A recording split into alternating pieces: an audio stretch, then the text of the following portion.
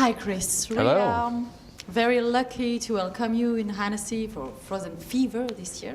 Thank you. So thank you very much for your presence. Thank you.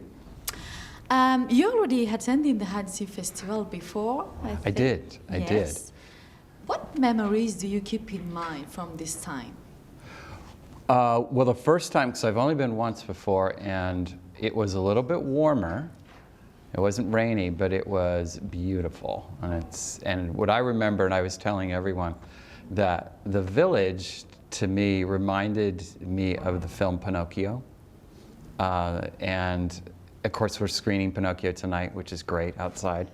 And, but it always did. It had that charm of a fairy tale. And just this, I don't know, and just this sort of magical quality to it. So that's what I remember most, and I just loved it, and I couldn't wait to come back. Chris, as a filmmaker, what is your primary goal? We're always thinking of the audience, always try to create a film that takes them to a special place, a special world, something they've never seen before. Create new and memorable characters, you know, characters that they will take away from the film and sort of be part of their lives. I mean, that's our goal. And, you know, and any time that, of course, I work on a film that has music in it to create memorable songs that people will go away humming or, you know, again, part of their lives. And they remember the movie long past just the hour and a half that they spend in the theaters, especially if it's a song or two that they really enjoy. So the goal is always the audience for me. It's always about making it a special, special event for them, something that really is a fun ride, but also very emotional. Okay, maybe we'll sing at the end of the interview. Where do you get your inspiration from? Gosh, the inspiration comes from everywhere. It comes from books. It comes from watching people and going to places. It comes from my home life, you know. With Frozen Fever, there's a little thing in there where Anna and Elsa ties the string to all of the gifts that Anna gets. And that was from something that my wife and I did with our kids.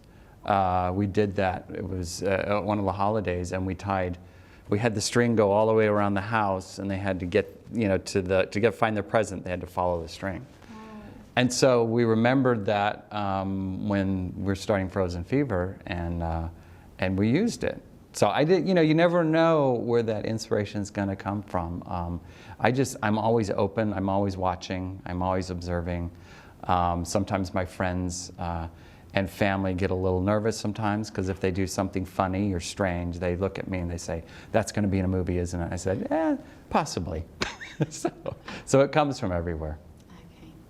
And what are your favorite animation films ever? Well, Pinocchio. Pinocchio is probably #1 on my list. It was the very first one that I saw. I think I was either 4 or 5 years old. It's the first one that I saw in the theater. And I just fell in love with it. I fell in love with everything about it. The music, the characters, the location.